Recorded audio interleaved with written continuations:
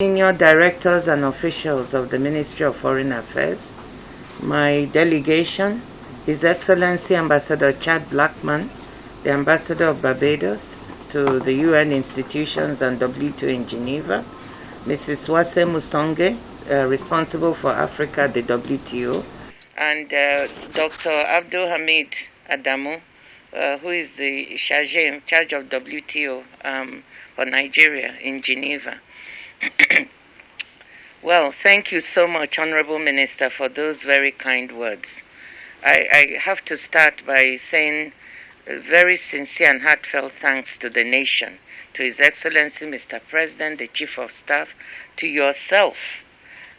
You didn't say so, but you worked night and day, along with the Minister of Trade and Industry and Minister of State, both Ministers of State of Foreign Affairs and in Trade and Industry. You worked personally to make sure that this would happen. I remember calling you so many nights with one complaint or the other, one demand or the other, and you kept your cool and tried to sort it all out, making calls at all times to different ambassadors. In short, you were absolutely amazing. And I want to thank you for your personal attention to this. I say it and I will not stop saying it. Without all of you and without the support of ordinary Nigerians, especially the young people who were on the social media all the time encouraging me, I wouldn't have been able to make it, because it was a very tough competition with 8 of us at the start. From 8 different countries over a period of more than 6 months, very grueling. So it needed a lot of encouragement. Of course, I also want to seize the opportunity to thank my family, because without them, I would also not have been able to make it. So we thank God for everything and for seeing us through this occasion. They say that the WTO General Council, they've made history. So I'm not the one that made history, but they made history by electing the first woman in 73 years. People often talk of WTO in 25 years, but remember before that there was the General Agreement on Tariffs and Trade, which transformed into the WTO 25 years ago. So there's a history of trade, international trade, organization of 73 years in which it has only been men who led it. So it's a proud thing that Nigeria has been able to make it. But as the Honorable Minister said, it's not just about being a woman or an African. It's about having the competence to lead the organization at this time when it's facing many challenges. So I'd like to say that I'm honored, I'm humbled to have been selected, because people feel I have what it takes to lead one of the premier multilateral organizations in the world. And it will not be easy.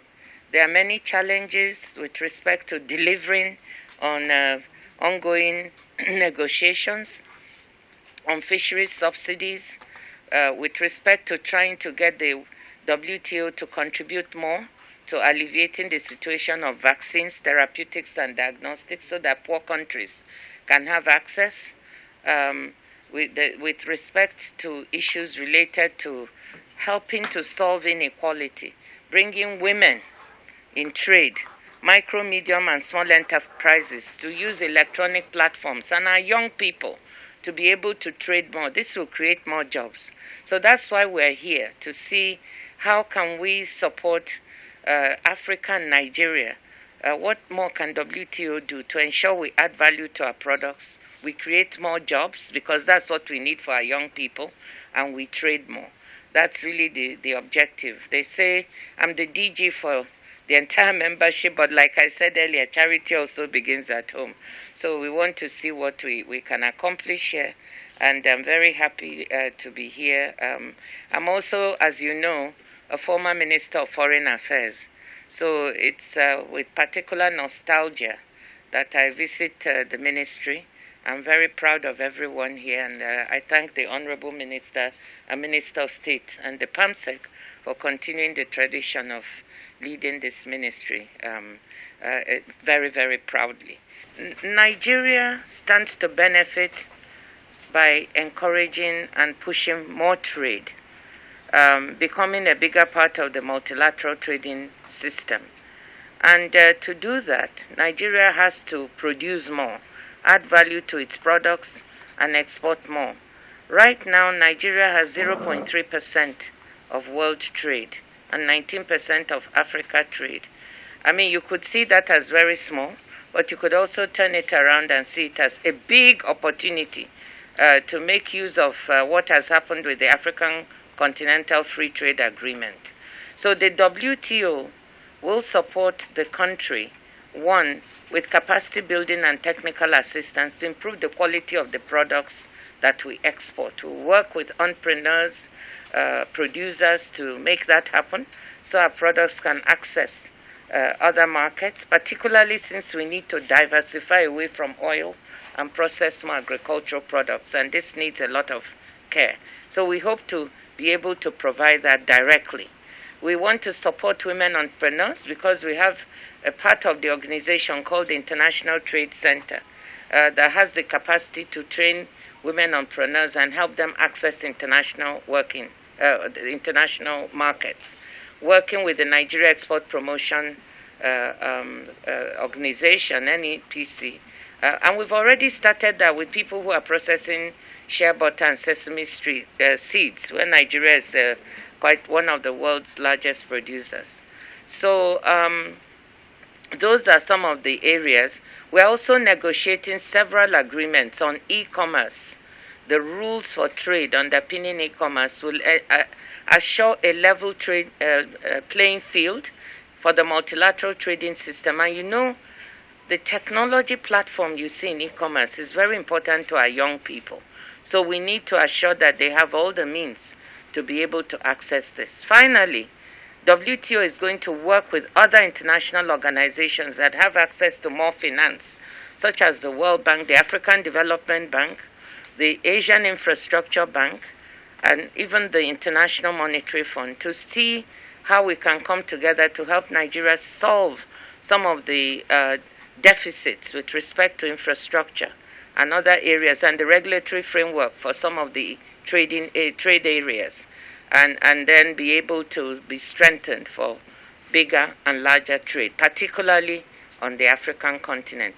So I feel excited. I feel we have great opportunities to do better, and we have to, because we have young people who need jobs. We are going to visit the Minister of Women's Affairs. We are going to have a session with women entrepreneurs and small and medium enterprises, as well as women business owners. What we want to do is two things. One, a lot of women already run businesses, and they want to access export markets. But one of the things that they complain about is the quality of their products and access to marketing, how they can sell. So those two things, the WTO actually has the capacity to be able to assist them. And we've already done something. We started with women and men who produce shea butter. And we've worked with a cooperative, and we've been able to assist them to increase their production, meet the quality requirements to use shea butter for cosmetics.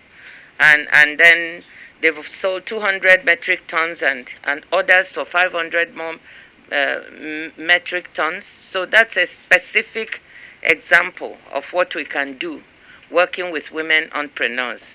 So instead of talking theory, I'm talking specifics of trying to help them with the products. We'd like to see the same thing with women in the fashion industry. You know, there's a huge demand for Nigeria's products, African wear and the fashion that we are so good at. And yet we've not yet really crystallized that industry in such a way we can export to the rest of Africa.